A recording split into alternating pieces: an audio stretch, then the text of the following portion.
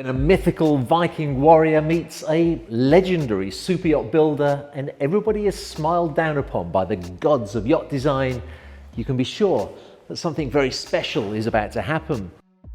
3 months ago, I visited the Icon shipyard in Harlingen in the Netherlands, where I was privileged to inspect a very special yacht called Ragnar. Today, I've come back to see what progress they're making.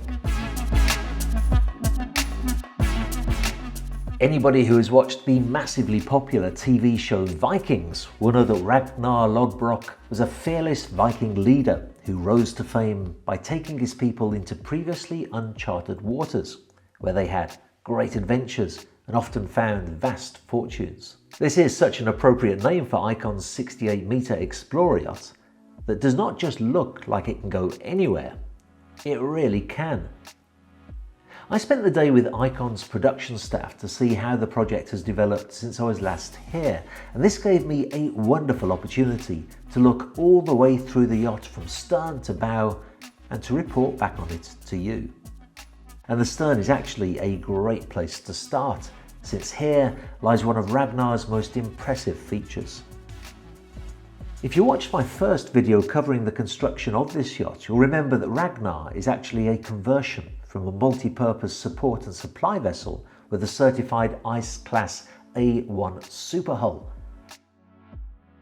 The skill in accomplishing these conversion projects really lies in the ability to make improvements where necessary, but to keep the very best parts of the yacht. And the propulsion system really was one of the very best parts. These Ice Class PC5 rated electric pods are equipped with propellers that can not only make slush puppies of the large chunks of ice that pass down the hull as they're broken by the bow, but they can also reverse the yacht out of any trouble if more ice forms at the stern. The pod system, combined with the hull design, has also given Ragnar a very low draft, something that may not be important as she cruises the Arctic, but will almost certainly come in handy when she's travelling through the Bahamas. She literally can collect ice in the Arctic for her cocktails in the Caribbean. The main deck of Ragnar has changed considerably from her original donor vessel. No longer does she have a long, flush deck, but Icon have built a stylish extended superstructure for the yacht. This meant moving the original industrial 10-ton crane from its original position immediately behind the old superstructure to this new position on the aft deck. With a crane this size, there's not much that Ragnar can't handle, whether that be all-terrain vehicles, jeeps, submarines, and needless to say, a selection of tenders. Actually, the first part of this new superstructure serves as a storage area for all of those tenders and toys, but this is far more than just an empty box. An anti-roll tank has been fitted in the ceiling of this area that uses ballast to stabilise the vessel. And a sophisticated fuel tank and supply system is located behind one of the walls, leading directly to the helipad above, of course. A huge amount of research went into ensuring that this system was safe to install and met with the highest possible safety classification standards. Forward of the toy box is a dedicated ski room where boots and other ski equipment can be stored. But take a look at the two stairwells to port and starboard of this area and just see where they lead. The starboard stairwell leads to this large area that shall be used as a spa. And after a day of jumping out of a helicopter to ski on totally virgin snow, I can just imagine how wonderful it will be to relax in the massage room, the sauna, or using the other facilities planned for this area. Meanwhile, the portside stairwell leads to a very well-equipped gymnasium, so it has to be said that this is a yacht for those with the spirit and the heart of a Viking who really enjoy an active and exciting lifestyle. And if you're wondering why the gym and the spa are separated and have two separate entrances, it's because in between the two of them lies this remarkable corridor that's full of manifolds and valves to handle the transfer of fuel, fresh water, ballast water, as well as firefighting pumps and systems for the yacht. This is an engineer's paradise. Although I should probably say that this is the gateway to paradise for an engineer, since the corridor itself leads to the yacht's engine room. There is so much on Ragnar that's unlike any other yacht that I've seen, and that's largely because she's being built for a purpose that most other yachts will never be used for.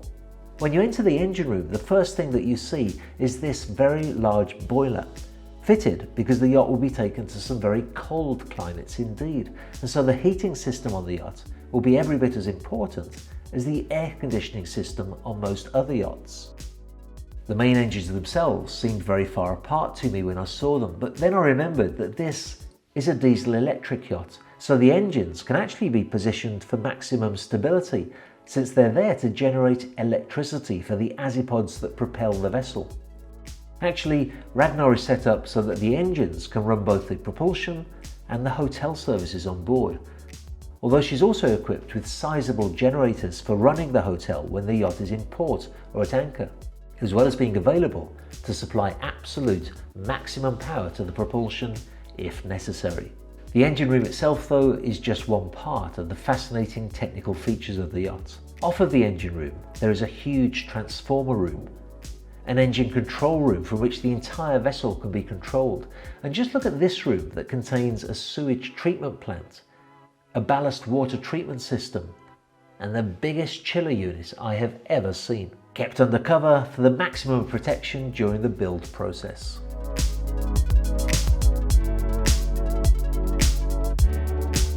When Icon received the donor vessel for Ragnar, she had a mooring layout that was fine for a commercial ship being tied up in a big industrial port, but not really ideal for a super yacht that might have to slide in between two other super yachts in a busy place like Monaco, for example.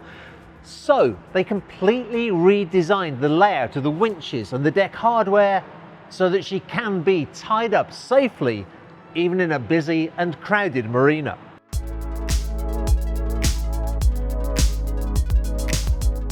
Back to the gymnasium. It seems simple, doesn't it? Just take an area like this, put gymnasium equipment in it, and the job's done. It's not that simple though. First of all, Icon had to redesign and relocate tanks for water and fuel that were in this area. But also in a gymnasium, head height is always somewhat of an issue. If you think about it, the gymnasium equipment takes up a certain amount of height, and then if you're on a treadmill bouncing up and down, it's important that your head has sufficient clearance. But look at what's up there above us, ducts and air conditioning. The air conditioning in particular is an issue because it has to be in large ducts. Small ducting for air conditioning just makes a lot of noise, and you can't have that on a super yacht. So Icon designed this area to be right to the millimetre, so that the gym equipment can fit in here and still be used, but at the same time the air conditioning is silent. Back on the main deck and forward of the ski room, there is a very large area that's still being fitted out, but will be used for guest accommodation. Forward of that is the area where the old superstructure meets the new yacht, and it's been designed so that supplies can be embarked here and taken directly to the crew mess, and from the crew mess to the generously proportioned galley. Close to the galley, there are numerous areas offering vast amounts of storage space for food with temperature-controlled fridges and freezers, as well as vast areas for dry stores such as linen, tableware and the like. Crew have direct access from here to their accommodation, which is sufficient for a crew of 19. Interestingly, Ragnar is being built under Dutch flag regulations that require crew to have sizable cabins and decent living conditions. The higher up we go in this yacht, the more she becomes like the kind of super yachts that I'm accustomed to seeing. The upper deck features spacious sky lounge that leads onto a plunge pool and the heli deck, whilst two large staterooms should be located on the deck above, leading to a wonderful terrace area overlooking the helipad. And if you don't want to see your helicopter, the forward end of the upper deck has a dedicated observation lounge with panoramic windows and leading to a small observation terrace that I think will be an absolute joy to use. The bridge of this yacht, though, was a revelation to me. The whole area was stripped from the donor vessel and new equipment and cabinetry has been ordered. Since the yacht is being built to polar code and carries a helicopter, she will require very specialised equipment on board, but I was especially interested to hear that she will likely be involved in scientific research, which is fantastic because she will in fact be going to areas that no human being has ever been to. As she goes, she will be able to take water samples and even air samples, and one corner of the bridge is dedicated to computer equipment that will be able to collate and to analyse those samples.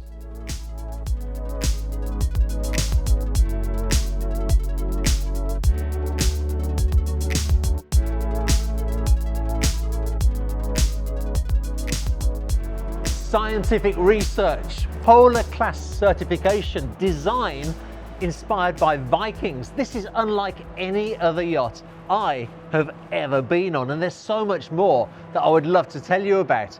So it's just as well I'll be back here again in about 3 months to give you another update on the construction. Now up here I'm on the sun deck, and this is a little bit more like what I'm used to seeing on a super yacht in construction. So you have this huge jacuzzi tub being built, space dedicated for a bar and a barbecue, lots and lots of sunbathing areas on board. Worth mentioning too that the stacks up here are completely functional. Now the production team at Icon explained to me that these stacks take the exhaust from engines, generators, boilers, and it's quite difficult to fit them all in, but they've been able to do it and still keep the lines of the yacht looking absolutely magnificent.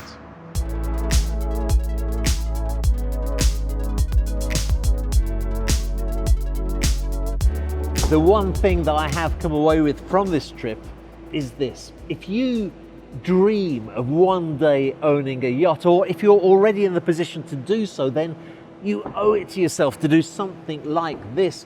And I don't mean build a yacht with a helipad inspired by Viking design. What I mean is think about the things that you most enjoy in life, that give you the most satisfaction, and then design and build a yacht that fulfills all of those requirements and desires so that you enjoy every single moment that you spend on board. That's what Ragnar is all about, and Icon are in the business of making your dreams a reality.